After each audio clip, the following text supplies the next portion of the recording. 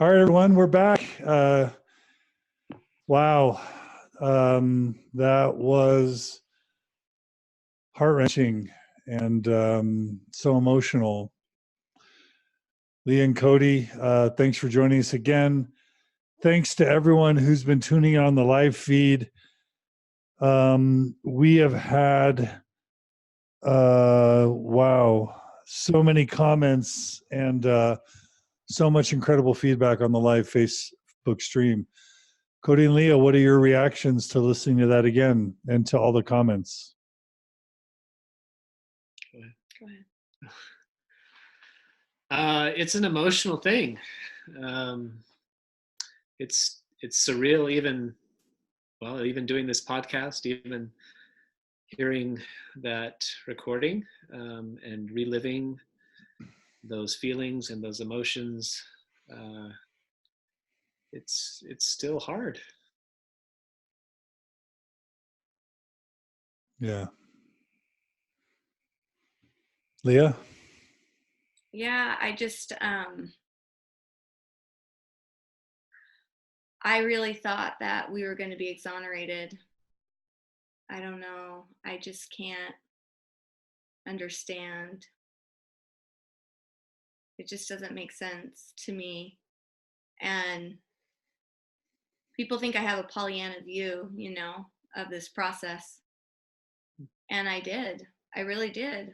I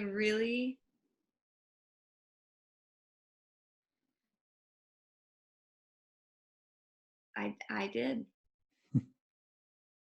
I mean, every step, I just thought this is the step that's going to help us come together.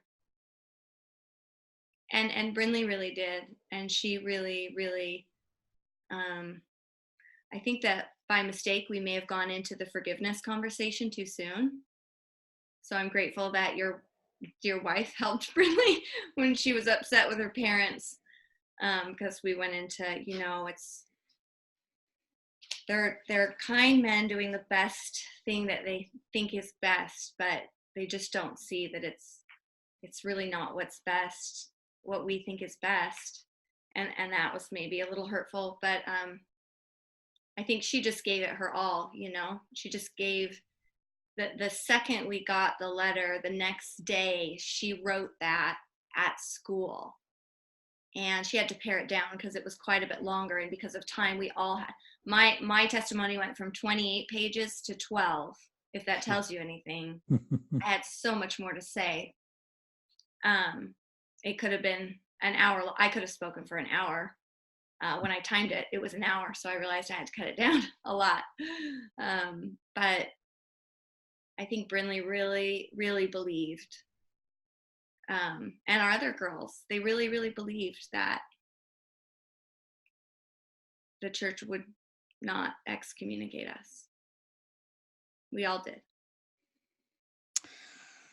The comments are really phenomenal.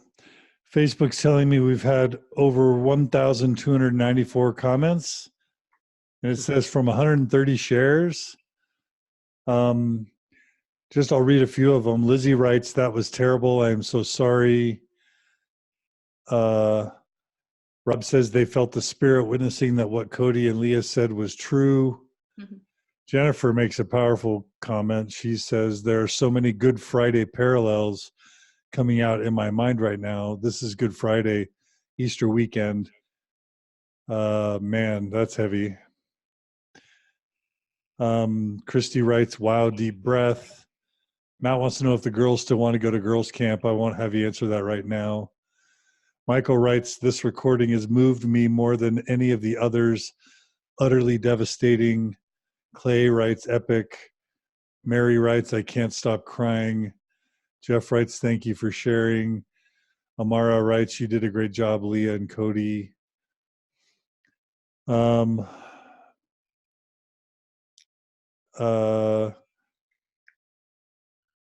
Jennifer writes, I hope some family of mine get it. I feel your pain.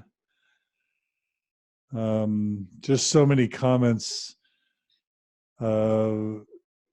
Overwhelming. So, there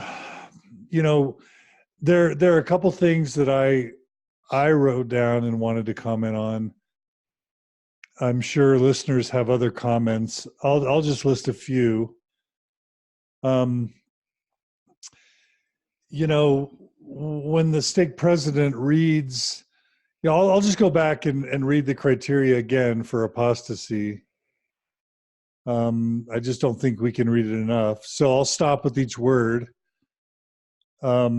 Repeatedly, again, in the first meeting, you've had 2 meetings with your stake president.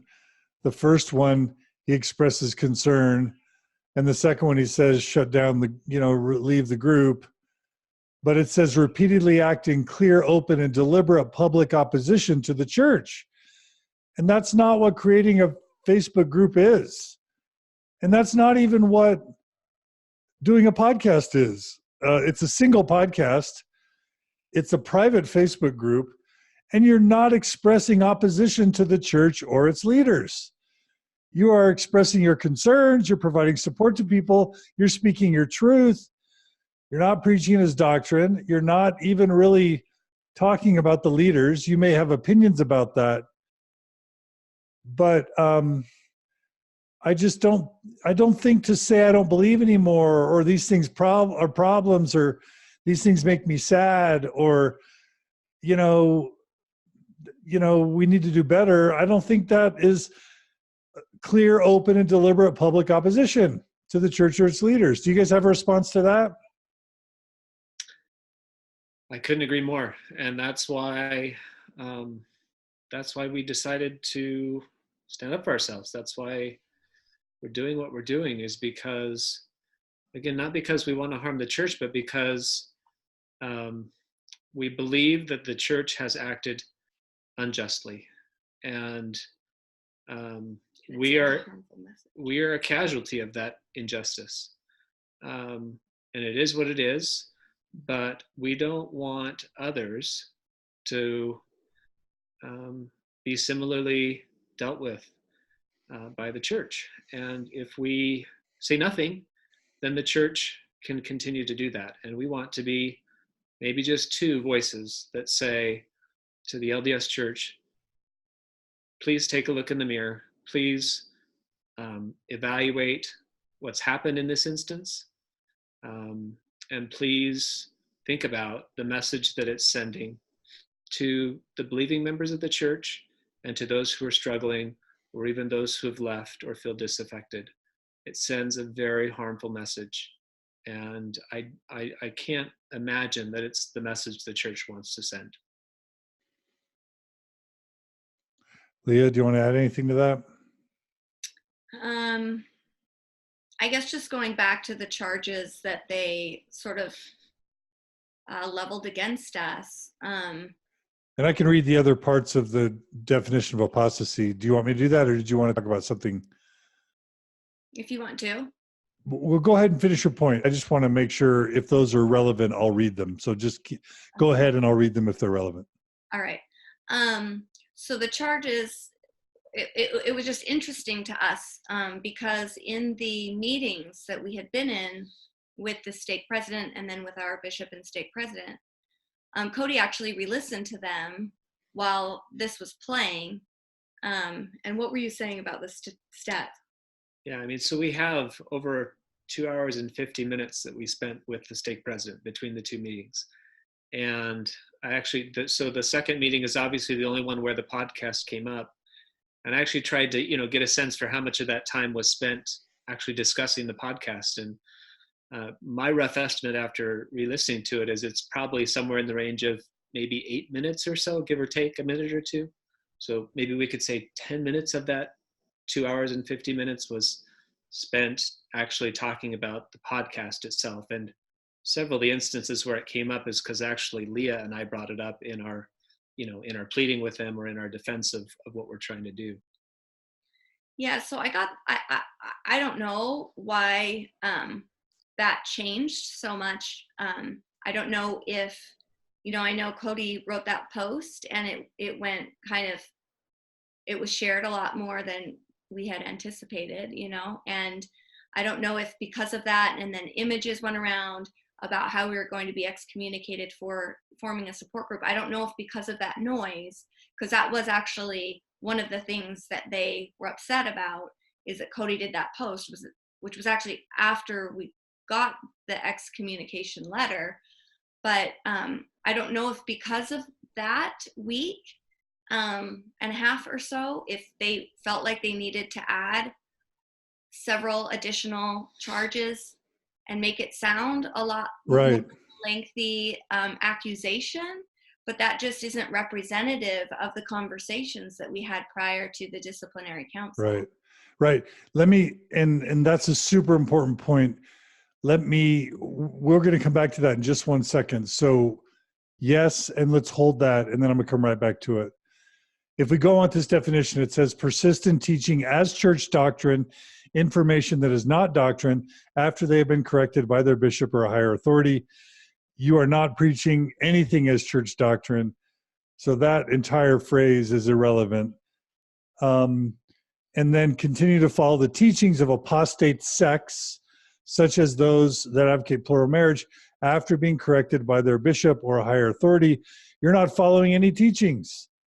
There's no teachings you're following. You're just losing your faith in the teachings of the church and talking about it. You're not following the teachings of any apostate sect. I don't have teachings. And so again, I just want to note that the church isn't even complying with its, by my interpretation, I think by a pretty conservative reading of this text, the church is not abiding by its own definition of apostasy here. And I have to start out by making that point, and I don't think they made that point successfully. Nope. Okay, so to get back to what you were talking about, Leah and Cody, it was so weird for me that he starts out immediately by talking about Mormon stories, partly because that didn't come up in the first interview. That wasn't why you were called. Secondly, he says in the interview, this isn't about John. This isn't about Mormon stories. And then he goes on to talk about the affiliation with Mormon stories for a decent percentage of his argument. Setting aside that he called Mormon stories priestcraft when prophets, seers, revelators, 70s all make multiple six figures with incredible benefits, not to mention all the church employees, that kind of sucked. But why would he say it's not about John or Mormon stories and then go on and talk about it so long? Why wasn't that ever brought up really in the first interview? But most importantly, I can name you dozens and dozens, if not hundreds, of people who have, appeared on Mormon Stories Podcast and have never been disciplined, ever. Natasha Helfer Parker works with me regularly, Dan Witherspoon, so many of the couples, my own mom, my dad, so many people, just hundreds and hundreds over the years have appeared on Mormon Stories. Nathan McCluskey, Gina Colvin, she works for the Open Stories Foundation. Just hundreds and hundreds of people that have never been ever punished or even called in for coming on the podcast. Jared and Julie Egley, just so many, I can't even name them, but that's such a ridiculous thing to say, that coming on Mormon Stories is grounds for apostasy. I'm sorry, that's outrageous. Do you have a thought on that? Thank goodness that coming on Mormon Stories for 99% of people has not been grounds for church discipline, nor should it ever be. Some would probably say, the Youngs lost the leadership roulette. To which I would say, we lost in terms of how our leaders interpreted the rules. I don't think we lost in terms of kindness or love from our leaders, but we strongly disagree with how they're interpreting the rules in this case. It felt like I was taken aback, to be honest with you, because the first thing he says basically is, forming a support group is not grounds for church discipline. But if you go and listen again to the almost 3 hours worth of meetings that we had with him, 90+% of the time is spent talking about the support group and how problematic it is. And if we don't take it down, then we need to face church discipline. So it felt like a bait and switch to then come into the council and they say, oh, all that stuff we've been talking about for the last few weeks, that's not a problem. Here's the real problem, is that you're doing a podcast and you're being open about your views, and and you're friendly with John, and it's just, it's so unreasonable. And Jesus hung out with the sinners. Even if I were a sinner, did Jesus say stay away from bad people or stay away from sinners? He said be with them. And again, Tom Christofferson's been on Mormon Stories recently, Carolyn Pearson, Patrick Mason. Like, it's so crazy and ridiculous that would be used. And can I say one thing, John? Yeah. In the second interview, the stake president said he tells us that we're apostates. And when I pressed him on that definition, he said an apostate is someone who no longer believes in the church. And that's all he said. So clearly in that meeting, he didn't understand the church's definition of apostasy. Now, he had done some research before the disciplinary council because he actually reads the correct interpretation or the correct definition according to the church of apostasy. But if you listen, when he first charges us with apostasy in that meeting, he thinks an apostate is anybody who doesn't believe in the church anymore. Yeah, again, and that not a mean guy, just an interpretation of the and that's outrageous because hundreds of thousands of attending active Mormons don't believe in some or all of the church's truth claims. So it can't, and by the way, so many people have come on Mormon Stories in other places like Tyler Glenn and so many others and have said, I don't believe in the church's truth claims.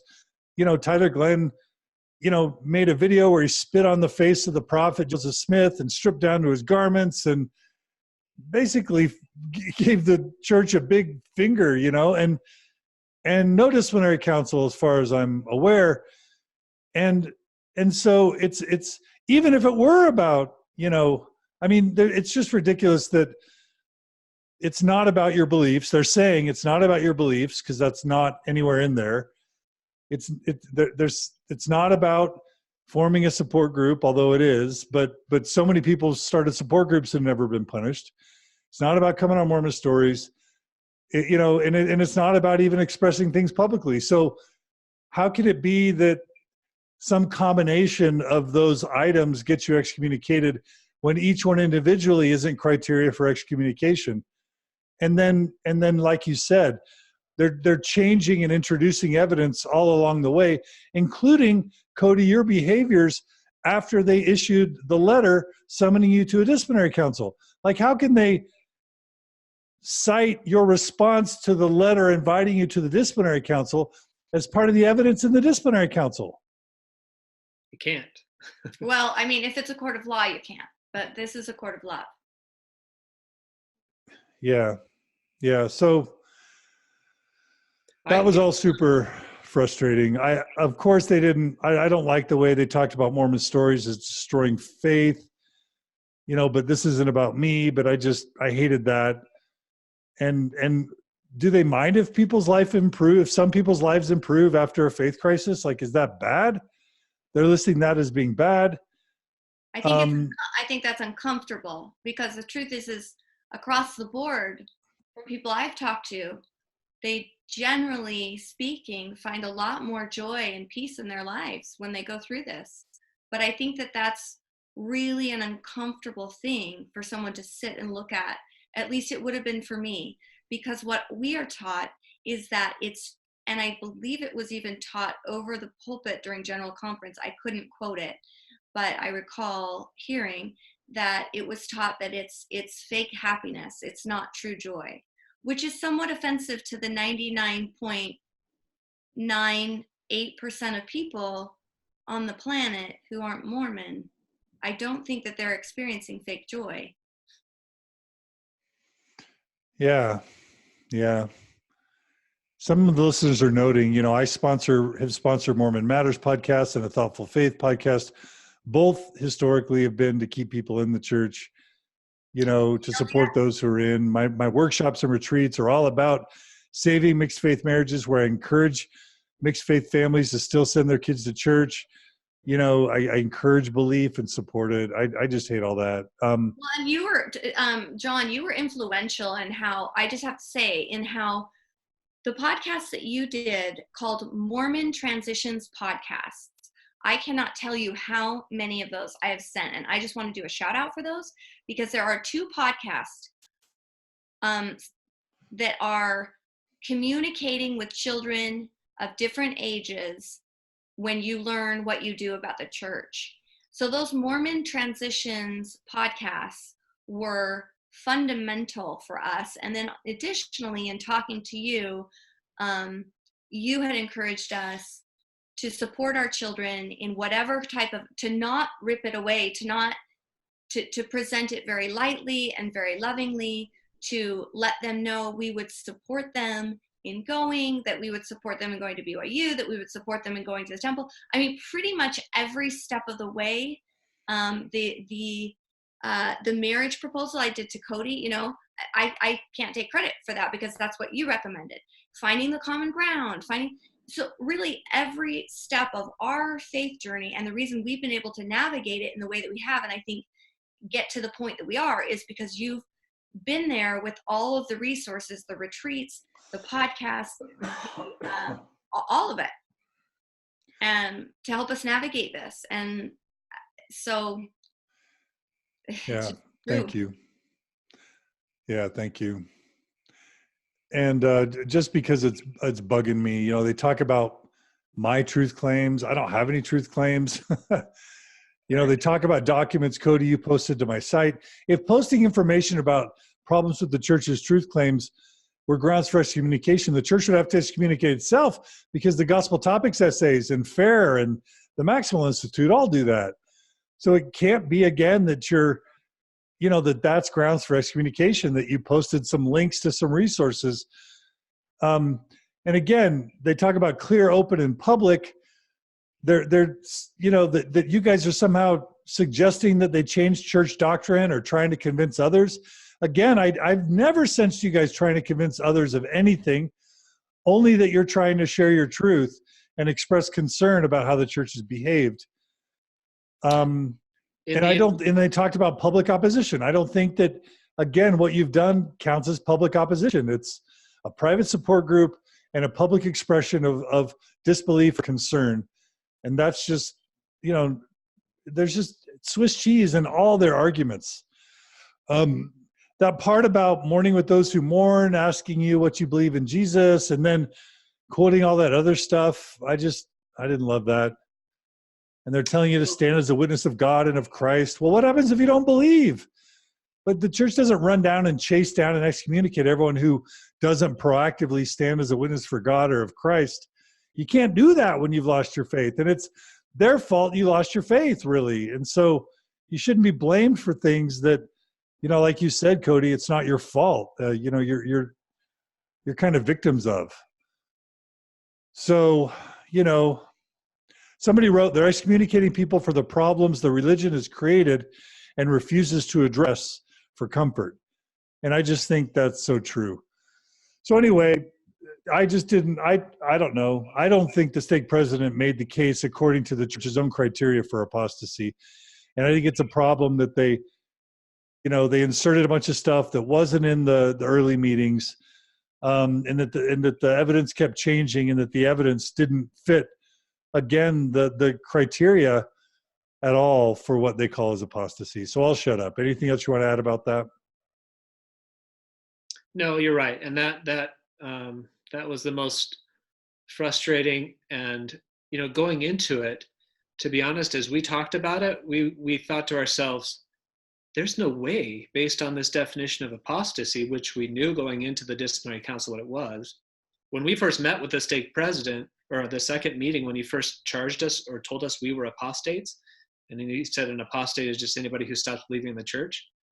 we didn't at that time know the church's definition of apostasy. So we were like, okay, I guess if you say so. But now going into the council, I knew that apostasy was the charge. So one of the first things I did was look up how the church defines apostasy. I looked at it, I thought, he cannot prove, because we have not been in repeated open public rebellion against the church and its leaders. He cannot prove it. In honesty, he cannot prove it. And I agree with you. He didn't come close to proving it. He made his accusations sound lengthy and numerous enough to not look embarrassing, to get at the idea of repeated open public rebellion. But I will go to my grave with the assertion that a single podcast and forming a private close support group does not constitute apostasy as defined by the LDS Church. Amen. Now it looks like we're bumping up against the 4-hour limit for a Facebook event. Usually it shuts us down. It looks like we're a minute or two past, but listeners, if it does shut down, I'm just going to restart up the broadcast immediately. So please join us. Please come right back onto the Mormon Stories Podcast Facebook page if for some reason this stream ends, because we're going to start right back up and finish the interview. But I'm not going to, I probably won't kill it just in case they've lifted that rule for some reason. So Brinley, I mean, holy moly, what do you guys want to say about Brinley? Mm-hmm. She's a spitfire. She just believes in justice, and she believes in honesty, and she believes she's Mormon. She was taught these things from the time she was a child, and we believe these things with all our heart, to be honest, to help, to love. And we made a list of core values when we realized that what we held sacred and important no longer could align with what we had discovered about the church, and we continue to live by those values. And I think that that's evident in her words and in her behaviors. Yeah, I thought she did a really great job. I thought she was poised. If there were only a video to show, I think people would be even more impressed. She paused, she looked up, she made eye contact. She looked at people in their eyes. She was very powerful. It was just really touching, and we were honored to have her be one of our witnesses. A couple of my highlights were she talked about serious transgressions. And of course, that reminds us of the fact that you're being excommunicated for something that, in the Mormon church today, you don't have automatic excommunication for child abuse, for pedophilia, for rape, for murder. For all those people, excommunication is optional. And we have now documented hundreds, if not thousands, of people who have abused children, abused their spouses, beat their spouses or children, raped people, stolen money, gone to prison, and even killed people, and they weren't excommunicated. So somehow you guys were deemed to be more of a threat than Joseph Bishop or, rapists and child abusers and pedophiles. And that's just unbelievable. So I love that Brinley highlighted that idea of serious transgressions. I love the quote that Brinley made, "My voice is the most powerful tool I own." That caused me to gasp. That comment, "Jesus never commanded me to love my religion or church," I would say that was so powerful. Love wins. Just the words of that, of the words she read and the way she delivered it both were just so incredibly profound. Everybody needs a copy of that talk. And we'll be happy to give you a copy to link wherever. We can't be excommunicated for that now. So we'll give you a copy of all of our defenses, or whatever you might call them. Yeah, definitely. And then I don't mean to pick on these guys, but immediately after she's done speaking, he says, it's well spoken and it's clear that you love your parents. And my reaction was that felt really condescending, that they would, well spoken, like that's like telling people of color they're articulate. Like you just don't say things like that. Like it's condescending, but instead of saying, wow, you make good points, or you're really, wow, thank you, those moved me, his response is, it's clear that you love your parents, as if he's dismissing the sincerity of what she's saying, and that she just made up a bunch of words to show support for her parents. Did you guys, I don't know, I know you don't want to pick on those people, but she sensed that. Yeah, I think he just didn't want to concede any points at all. He didn't want to acknowledge that she had spoken truth in the slightest. It was my that just goes to show it's not a real discussion. It's a kangaroo court. They made the decision. They have to follow the procedure. They get your 1 hour out of the way. They're rushing you along, and then they just want to get done so they can move on to the verdict that they've decided beforehand. Like, there's no dialogue. That's what was so hard for me and Margie, is it felt like these guys were looking at their watches, looking at the walls, waiting until they could go home. I didn't feel like they were listening. There was no dialogue. There was no sincere interaction. I didn't even get the 6 for and 6 against. None of the high council spoke in mine. I just think it's not a loving, Christ-like, meeting. It's mechanical. It's corporate. It's void of emotion and empathy. I'm going to have to speak up on that one. So while I do feel that perhaps their decision was made before we came in, I have to also just testify to my own experience in that room, which may have been different from yours. And that is that I actually did feel, I would love to get into some of their heads, because I really did sense a genuine kind,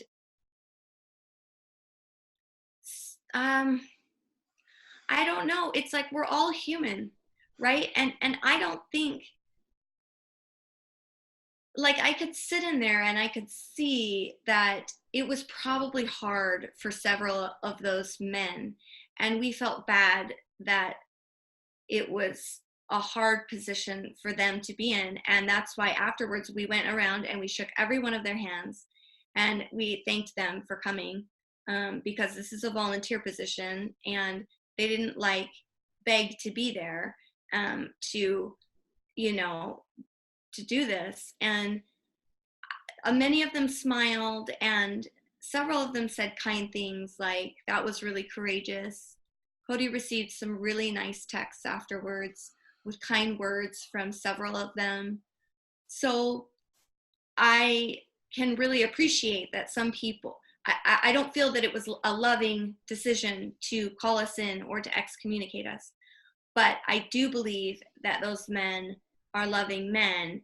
They're just misguided because they're in a system that they maybe don't fully understand. Yeah, and my point wasn't to say they don't have love in their hearts or for you, or they're not loving men. I don't think the disciplinary councils are loving. And I don't think there's a genuine exchange of sincere inquiry and dialogue. And I don't think, even though you can tell these people are good people with love, there's this saying that bad people do bad things and good people do good things in general, but it takes a religion to make good people do bad things. And I just don't think, I didn't feel like it was a loving, Christ-like experience. That's how I felt. Other people may differ. Other people have had different experiences. It didn't feel loving and Christ.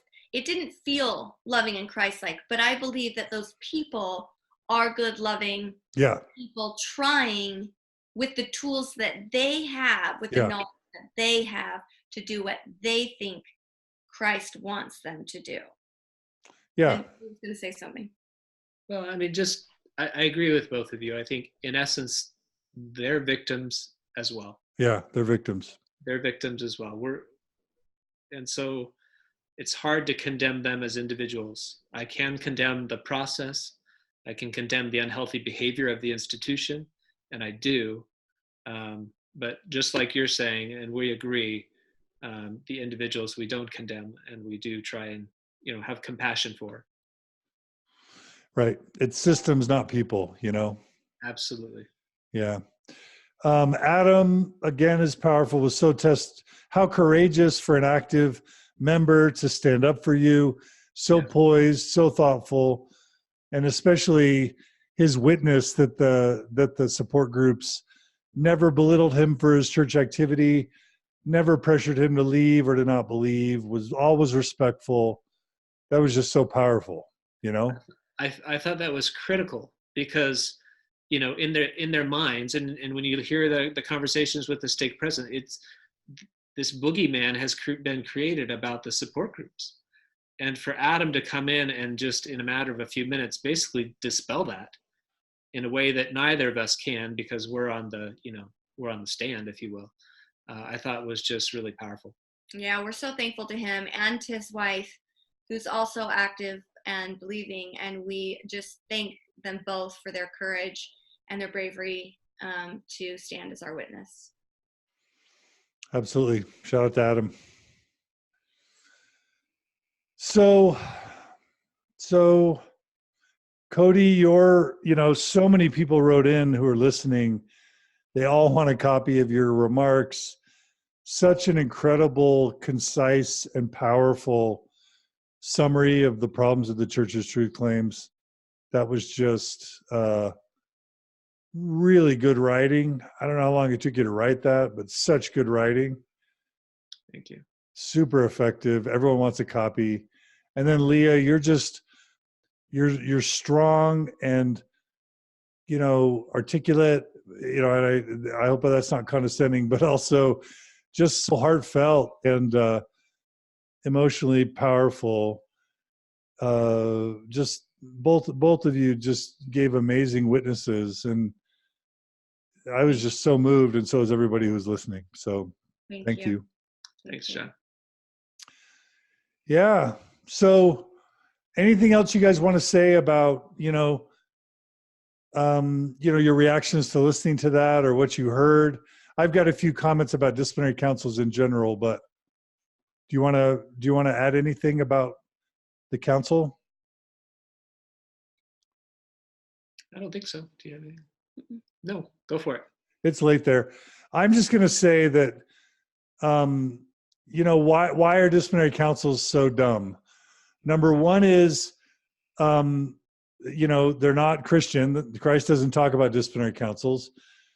They feel very medieval, like a Spanish Inquisition. They're cruel and they're barbaric.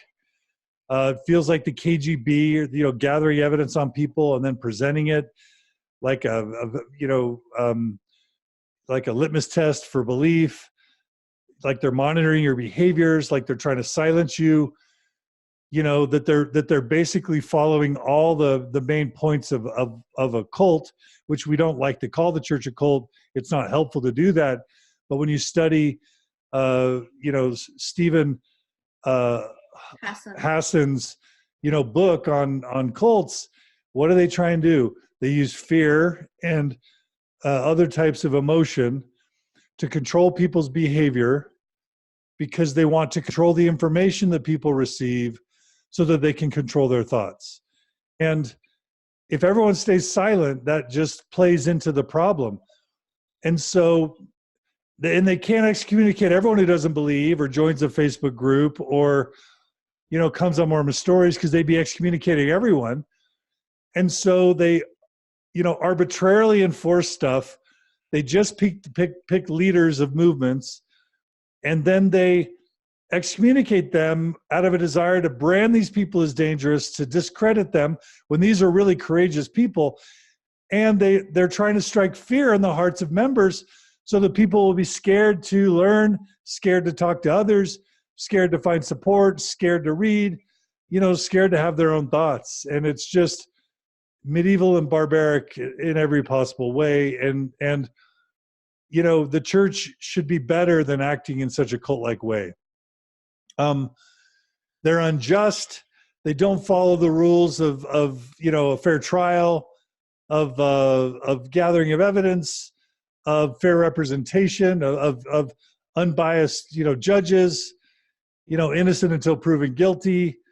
It's a moving target. And then, of course, all was what they say to you in private. Like with me, it was stop supporting same-sex marriage and, stop supporting ordained women and take down the podcast.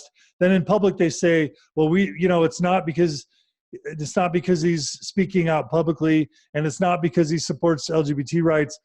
It's because of these 12 things he said 4 years ago, taken out of context. And they did the same thing to you, that moving target, taking things out of context, accusing you in the disciplinary council of things that weren't brought up before, trying to make it look like it's things that aren't, like it's not about the support group, which it clearly was. It's just unjust. It's just a dysfunctional process. And ultimately, I have a problem with these things because they harm everyone. They harm you guys, they harm your family, they harm the community, and they harm the church, and they harm the good men that have to be recorded and that are embarrassed and attacked. And who knows, at some point people are going to start finding out who these people are. And, heaven forbid, don't ever do that to any of our listeners. But just like it's putting these men and their careers and their reputations and their families at risk. And it sucks that these have to be recorded. But again, it's because they don't act in an honest way. Well, and I just want to say we really don't want anything but good for people, for all people. Yep. Including the men in the council. And that's why we've been up until all hours of the night. And Cody, worked with your sound guy to get every single name redacted, because it isn't about pointing a finger of blame at our local leaders. It's about shining a light on a system that is hurting people when all we're trying to do is help people. Right. And my main point is it's not fair to the leaders to put the leaders through this. And by the way, how smart is it to infect the top 15 leaders in your organization with all the doubts and problems of the church? How smart is that? And then to have the gossip run around, oh my gosh, this amazing young family is being excommunicated. Why are they being excommunicated? Some innocent Mormon lady walked up, onto church property during the disciplinary council, and she comes up to me and says, what's going on here? Why would the church want to introduce all this into the membership?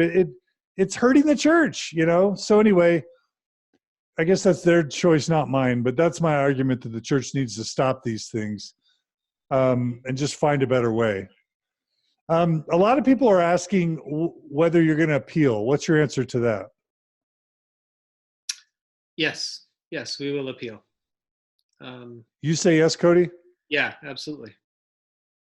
And I view that as, I don't want to be glib about it, but I view that as an act of love and mercy to the 15 men in that room, because I want the First Presidency to weigh in on this. I want this to be, in the end, their decision, right? Because they are in a position of power that they can they can affect changes that will actually improve these problems. The local leaders are handcuffed. They can only do so much at the local level. And we know they can't, they simply are unable to affect the change that would really help the marginalized and the people in the shadows. So it's, in a sense, it's not really fair to lay this at their feet. And as we've discussed, they're just part of a system, and they don't control the system. They don't make the rules of the system. The stake president, it's not his fault that the system has taught him that one of the most important things he needs to do is protect the good name of the church. And so he's just trying to do his duty. He's trying to be obedient to what he's been taught. And, there but for the grace of God go I, because I could have, haven't we all been guilty? I know I have in the past of, missing the mark because I was trying to be obedient to what I thought was right. And I think that he missed the mark in this case. And so I'm going to appeal. We're going to appeal to the First Presidency. Okay, that's good to know. The other thing I need to just mention about what's wrong with disciplinary councils is that it hurts the church's reputation. How is it good for the church to be seen as this organization that punishes people for organizing support groups, expressing their sincere beliefs and problems, coming on a podcast, whatever it is they're doing? How is it good for the church PR wise? How is it honoring Christ? How does it make them look Christian? And then most importantly, it's the church that caused these problems by hiding the history, by deceiving members. So shouldn't the church be taking responsibility for what it's done to mislead and deceive people versus punishing people for the problems the church created? Okay, I'm done with that. And that's what I said in my testimony, is perhaps the most painful part of this journey for us is discovering that, we believed everything. We really, really did. And so discovering, the more and more we researched, the more books we read, the more information we came to digest, the more we realized that the church, like in the beginning, it's like, oh my gosh, they don't know this. They don't know this. And then the more you research, you realize that they do know, and that then you start to learn about the efforts that have been made so that we don't know. And then that's when it's just so painful. And then to realize the devastation that is being left in its wake, it just seems the opposite of Christ-like. Yeah. And for people to try and clean up that mess of devastation to then be punished, it just seems like, what world are we living in right now? Like, it's so unfathomable. We don't understand. Yeah. Yeah. And whether it's the Book of Abraham stuff started to come out in the early 1900s. It looks like the broadcast may have ended. No, it's back. I was just making sure. And so whether it's the Book of Abraham stuff coming out in the early 1900s, the B.H. Roberts stuff that came out in the mid-1900s, where he's noticing the Book of Mormon isn't true and sharing that with the brethren, whether it's the dialogue in the Leonard Arrington years in the 60s and 70s, where the church started to, Fawn Brody's book, of course, in the mid-1900s, Joseph Fielding Smith, like you said in your testimony, Cody ripping out the inconvenient first vision version, hiding it, and then taping it back when he got caught. And then it's the Leonard Arrington years, where they tried to be open, but then were uncomfortable with the openness of the church's history, so they shut it all down, to Boyd K. Packer and the mantle is greater than the intellect and the September 6th. Like, they've known for decades and decades and decades the problems with the church. And hiding things that past prophets have said about race, or about polygamy, or about the Godhead, or about shock therapy for gay people at BYU. The things that have continued to happen that are disturbing and would be unsettling to anybody, to see how the efforts that have been made to conceal that information is also troubling. Not just how did the church begin, but also what's happened since the inception of the church that is really disturbing and troubling, and how that has been also hidden. Yeah. So they're punishing you for a problem they created, and it's just not fair. Danny is writing, there are times excommunication is appropriate, such as when a person commits a felony or sexual abuse. And Danny, I've already covered that. There are felons and sexual abusers, including Joseph Bishop, who have never been excommunicated to this day. And so it's just arbitrary. So anyway, let's see. You covered why not resign. Is there anything else you want to say about that? You had to say it. You had to answer that question 3 different times in the disciplinary council. At some point, Cody, you're like, I'm not sure you're actually listening. Anything else you want to say about that, or is that covered enough? No, I don't have anything else to say other than what I said in the council. Yeah. So Leah, you gave this vegetarian analogy that I really love. Did you want to share that? Sure, yeah. So, I mean, I guess with a plea. And it's in response to people who say you're attacking the church, whether it's the church saying you're attacking the church, or all the friends and family that are believing that are like, Cody and Leah are attacking the church. What's your response to that? So it sort of feels to us like, this is an analogy that might be helpful. It's like you go to eat, let's say you go to eat dinner at a steakhouse, and you're going to dinner with friends and they really like steak, and you order a salad because you're a vegetarian, so you don't eat steak. And they're like, why did you order steak? Like, do you not like us? Are you not our friends? And it's like, no, I don't want to eat the steak. I just want to eat the salad. And then they're saying, well, are you a steak hater? Do you hate steak? What's your problem with steak? Why do you not like steak? And then they get everybody, guys, look, she's eating a salad. She doesn't want steak. What's wrong with her? She hates us. She thinks we're all horrible, deceived people because we want to eat steak and she's eating salad. And she's out to destroy us. She's out to destroy us. And I'm just saying, please just let me eat my salad. I'm telling you, you can have your steak. I want you to enjoy your steak. Be happy with your steak. I'm not trying to hurt your steak. I'm not trying to take your steak away. Eat your steak. Let me eat my salad. And then it's like, she hates us. She's anti-steak. Get her out of here. We got to kick her out, board up the doors, spray paint her with an X because she doesn't like steak, meaning she doesn't like us, meaning we can't be friends with her. And it's like, I just wanted to eat my salad. But also labeling you as dangerous, as toxic, and as the worst thing. What is the worst thing a Mormon can be labeled?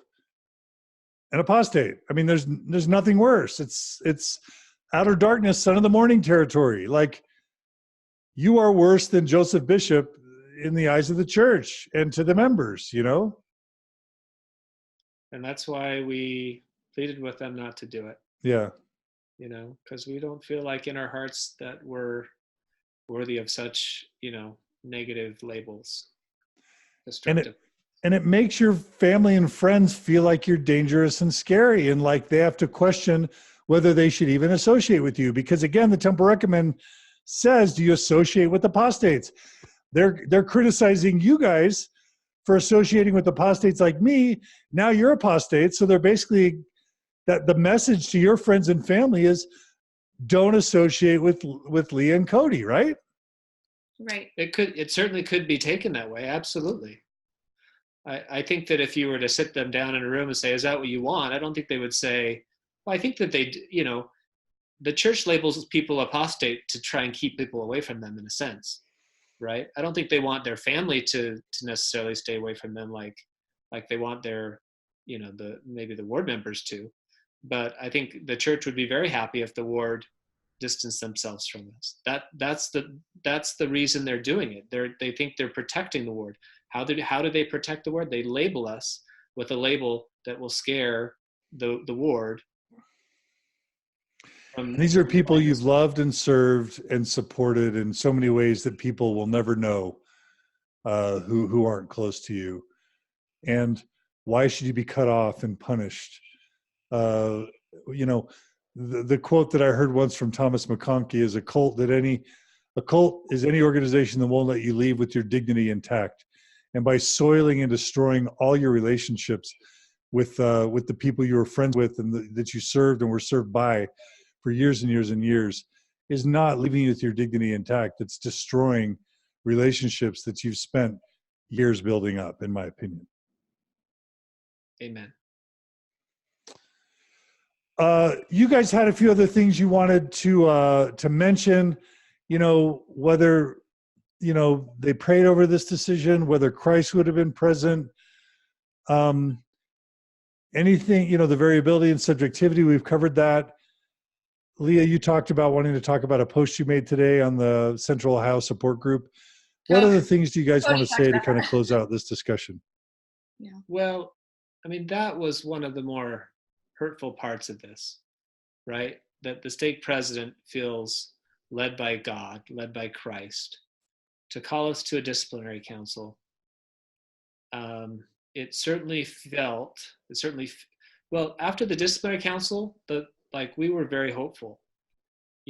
I felt like from the high council, I felt like we've made an impact here.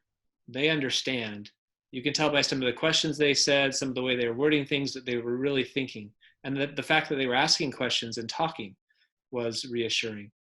So we left the council hopeful. I mean, of course, in the back of your mind, it's like, well, I mean, the prosecuting attorney is the judge.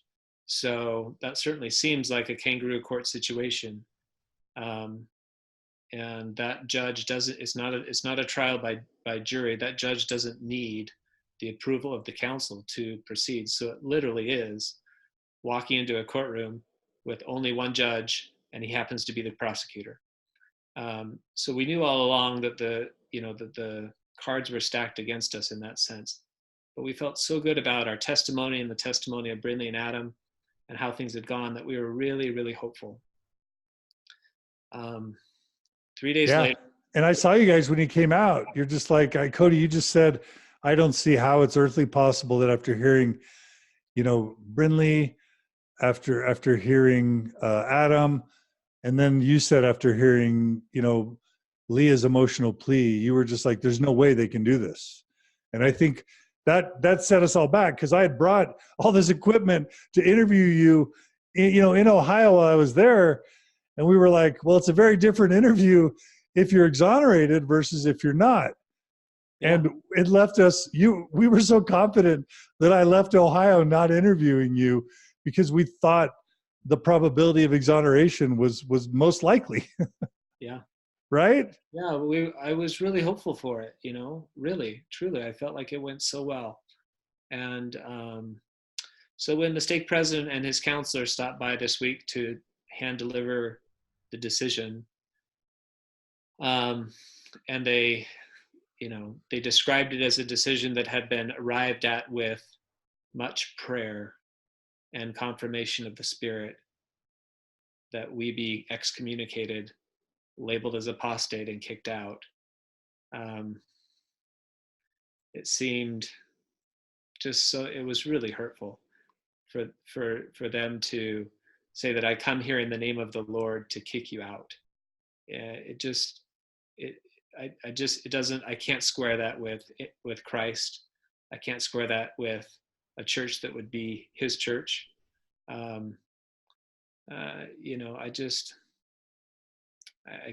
can't accept that as how he would want this to have gone, given the way we've behaved and the charges and how they didn't, as we've discussed, how they didn't prove that we are apostates. And Brinley was just weeping, just crying, just sobbing, and she's like, "Wait a minute, are you serious? You're really kicking us out?" Like, she literally couldn't believe it. I thought, oh my gosh, Brinley. Like, I'm like, is she gonna like? And it was really hard for those two men in that moment. I could tell it was really hard for them. It was hard for them. But it just wasn't right. And again, back to the system. The system is broken. We were ready to invite him to come sit in our home. We were like, oh, like, yeah, we were so hopeful. Come on in. But they came and they said, we've got a meeting, we've got to go. I mean, I was in the restroom, and by the time I came out, Brinley was sobbing. I mean, I must have missed 5 seconds, and in those 5 seconds, they had said we've been excommunicated. So by the time I got there, Brinley's melting down. She's like, I guess I'm not going to girls' camp. I mean, I can't believe you're kicking us out. She's sobbing. And I was like, oh, they didn't even, I missed it. I missed the moment. Yeah. Yeah. And something that that I always underestimated was the impact that this excommunication would have on my kids. And that's not to say, well, number one, that my kids aren't strong and amazing and resilient and that it hasn't been good for them. It has. But it's an overwhelming amount of distress and anxiety and sadness to heap upon kids. And a lot of people take an issue with how I have described this, the excommunication of the Young family. But when you excommunicate the parents, as someone who's been through it, you really do excommunicate the kids. Their status doesn't officially change, but what kid is going to want to continue attending a church that's kicked out their parents and done something so emotionally violent to them? And you're canceling the sealing and the eternal family of these kids. And so they really are, in effect, excommunicated from exaltation with this step, at least in some way. So, yeah. So I'm sorry for whatever sadness this might cause in the family and with your beautiful children who've done nothing to deserve this. And, my daughter Maya's been watching this, and hi Maya, we love you. I think my kids are grateful for how things have turned out and are better for it in so many ways. So I'm certainly not going to say that this is going to harm your family. Do you guys have any thoughts about all that? Well, our hope is that our kids will remember that even when it was really hard, I think what's maybe just as hard as the title, maybe not just as hard, but what's additionally been hard is their awareness of how we've been treated by people. We've had a lot, and I am not, okay, again, back to the restaurant analogy. Just because some people have treated us in ways that are the opposite of Christ-like doesn't mean right now that we're labeling every person who believes in the church as unkind. I just would love to establish that right now. Totally. There have been some really wonderful, believing, amazing, kind, generous, thoughtful people in the church who've acted in nothing but loving ways to us, so that we're all clear. Totally. Yep. Some have not.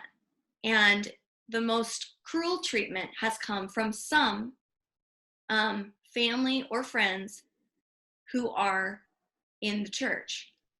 And that has been hard for them to see that, and to see at times their parents in tears. And through that, though, we've tried to teach them valuable lessons and also teach them mercy and grace, that these people don't understand.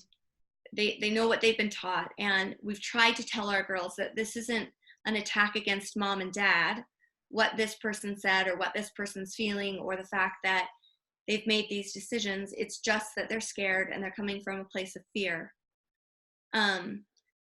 That being said, we hope that with the label of apostate, what our girls what will be embedded into their value system is that you should always do the right thing, even when it's a hard thing. And you'll always feel peace in your heart. We have felt a lot of peace and joy in our heart throughout this process. We haven't felt anxiety about our actions or our choices. And because of that, we feel a lot of joy and a lot of comfort in our own hearts. And that's something that nobody else can give us. We know that we've acted in accordance to our core values, and we know that our girls have seen that. So it's sad that, so in our family, that's what the title of apostate, I hope, represents to them, is that people may throw sticks and stones at you. They may say mean things to you. They may hurt you. And we want you to be brave. And sometimes it's easier to crawl into the hole, and sometimes you're going to want to do that. But what impact are you going to make on the world if you just stay in a comfortable space so that no sticks and stones are thrown at you? And for us, one of those stones is the label of an apostate. but my children know who we are and what we've done and who they are. And I believe that they'll be really strong advocates for those people in the shadows in whatever capacity that they're in. I hope that they'll be a voice of reason and kindness and love and compassion, even if it makes them feel X'd out of a comfortable place or out of a community of people who they felt like were their friends. I love it.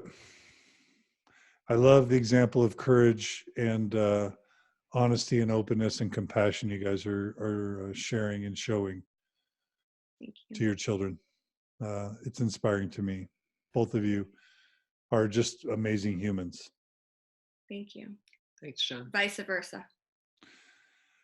I'm just curious. Now, a lot of people are like, "Oh, I've already resigned," but others are like, "Okay, my name's still on the record.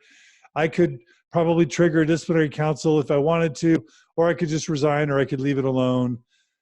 Now that you've been through it, you considered resigning. You could have just stayed quiet and just remained a member, but just inactive. What are your thoughts about having gone through it? To the extent that there might be others who are trying to decide what's right for them. Do you regret it? Or is it better than you thought, worse than you thought? Would you have done it differently? Do you have any reflections at this point about any of that? Well, I would say, and this is something that I would like our friends and family that are in the church to remember, and that is, we disassociated ourselves from the church because of a difference in beliefs, but we sought only to coexist. Like, we didn't have any intentions of harming the church, and we didn't necessarily want to remove ourselves officially from the church. But the church pursued this against us, right? They, in essence, came after us. They're the instigators in this. So we were left with, the unfortunate, we were told we were going to have a disciplinary council called. So we weren't doing anything to try and provoke the church, certainly. I am between the two choices that were before us, that of resigning or attending the disciplinary council. Though it was in many ways the more difficult choice, I am grateful that we did attend. It was more stressful. It was more emotionally taxing. I'm sure it's going to damage more relationships than it would have, and that's not my desire. But what is my desire is, like we've talked about, it is my desire that we stand for what we believe in. It's been taught to us since we were in nursery and primary, and in a sense, it would be a betrayal of our Mormon roots to not stand for what we know to be right and true. It doesn't mean that everybody's in, like you've said, it doesn't mean that everybody's in a position where they can. We're certainly not advocating that for anybody, but for us, that was our experience. Leah, what would your answer be? I completely agree with Cody. For us, I would also, in addition, I would encourage people in, I know many maybe in the church look at us and, well, they've told me this, that they don't believe that we've gone about this in a kind or in a loving way. And it's hard, right? Because anytime you say anything that goes against anybody's deeply held beliefs, they're going to, our experience is they feel like we're personally attacking them, like as if we're calling them out by name or something like that. So if you do speak out, that will happen.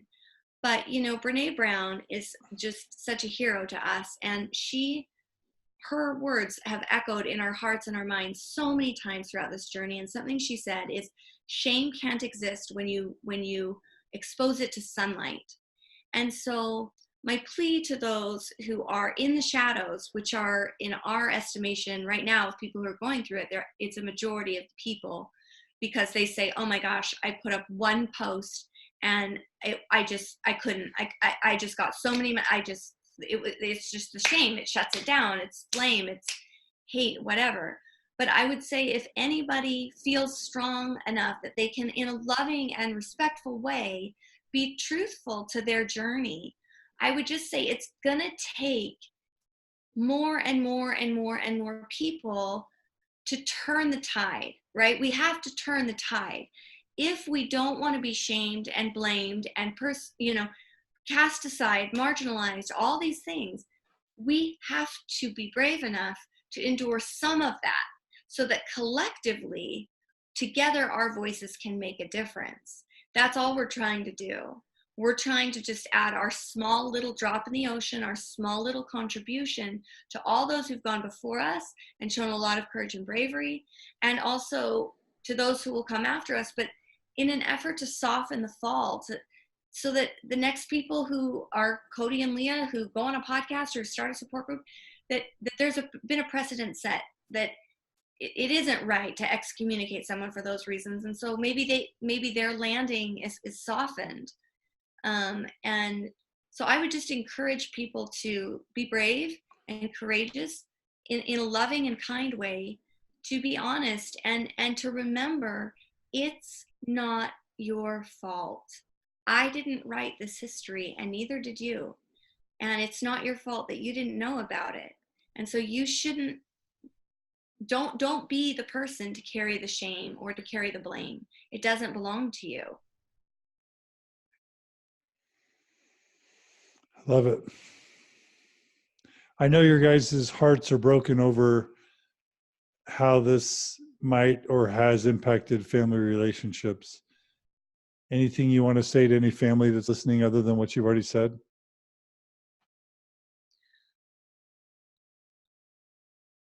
Well, I think to family or to friends, I would say two things, and then you can add on.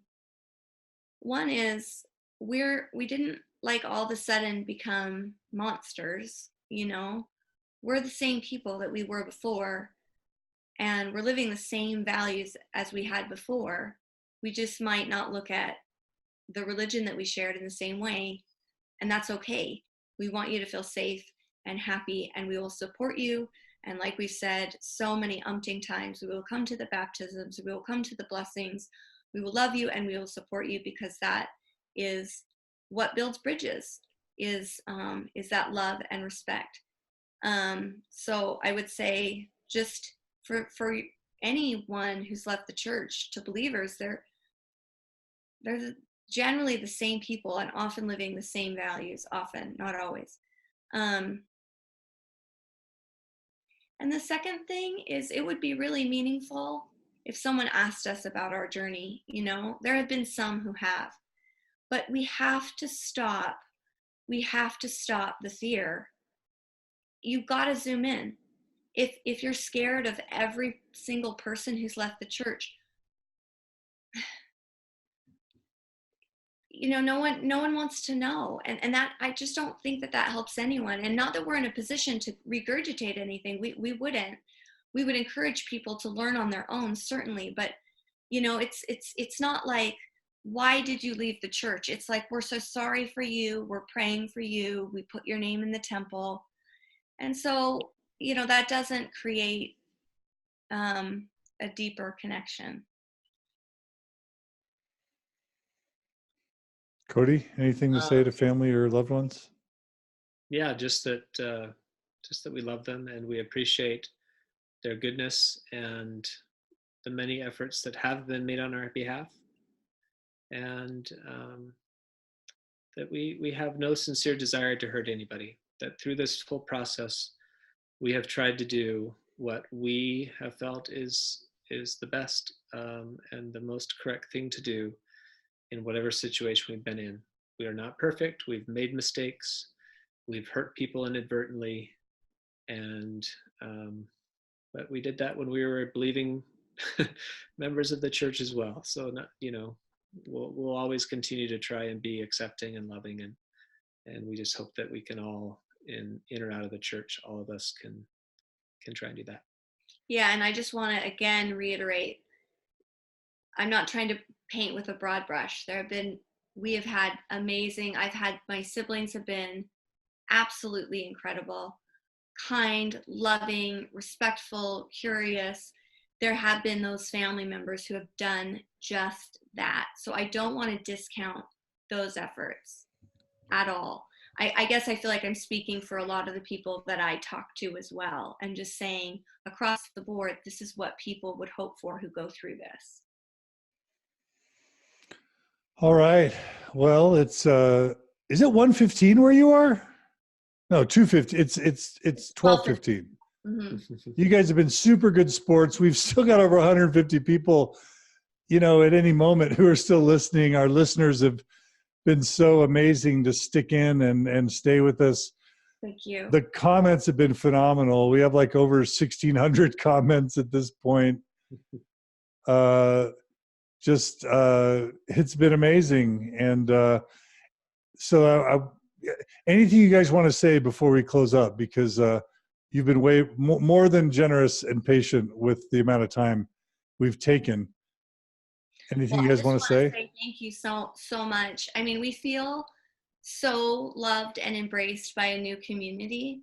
And we're so thankful for that, for just the generous, kind, loving, supportive people who've messaged us, who've sent us things, who've been thankful that we're speaking on their behalf. I've had so many messages, and I am so sorry if I haven't responded to you. I will. But we just really feel so grateful, and we feel all in all that this has been a painful but also a beautiful journey. And I think that in any difficult journey in life, there's something beautiful and there's growth to be had, and we've certainly felt that. And we, in our day-to-day life, we just feel so we feel really at peace, and we feel really happy, and we feel really joyful. And just thank you to everyone who's helped us on our way, and to all the other admins of all the other support groups who've helped us as we have created our support group. So thank you. That's what I would say. Cody? I was really touched today. A gentleman on one of the support groups posted a message from one of my all-time favorite books, which is You Are Special by Max Lucado. And the message was, and it was very touching because it feels so appropriate for us, and that is that we've been given some bad marks, some dots instead of stars, but that it doesn't matter what the Wemmicks think. It only matters what Eli the woodcarver thinks.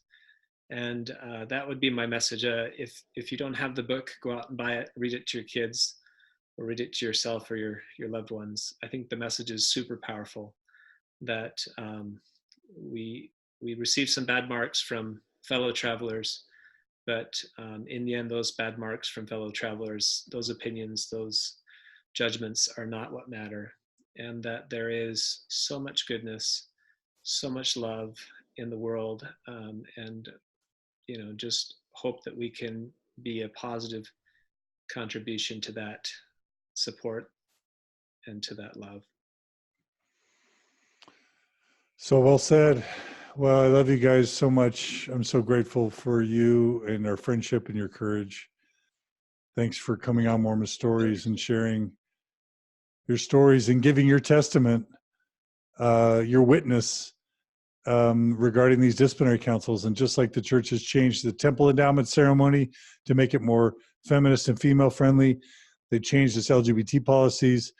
They've changed its policies around blacks and the priesthood, polygamy, so many things the church has changed. Even it's the way it handles interviews, sexual interviews with children. We hope that I'm confident that your sacrifice and your willingness to speak out someday will contribute to the church changing how it handles these barbaric disciplinary councils. We hope so too. All right. Well, over 80 of you have shared.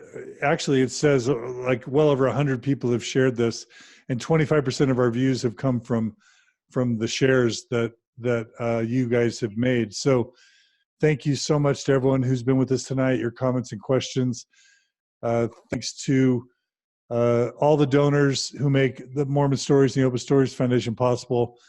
If you donate, bless you and thank you. If you don't support us yet and you want to see things like this continue, including our ability to support others in their excommunication, to do live in-person interviews, all these things, please donate at mormonstories.org. Click on the donate button at the top right of the page. 10, 15, 20, $100 a month, whatever you can afford. We'll keep doing this until your support evaporates. So thanks to everyone who's tuned in. Thanks to everyone who supports us. Thanks to our listeners. Thanks to everyone who shared this. Please share this. Please spread the word. And most importantly, thanks to Leah and Cody and Brinley and Avery and Aspen and Reese. We love you guys. Your family is a blessing, and we'll take you. Thank you. If the church won't have you, we'll gladly take you. Thank you.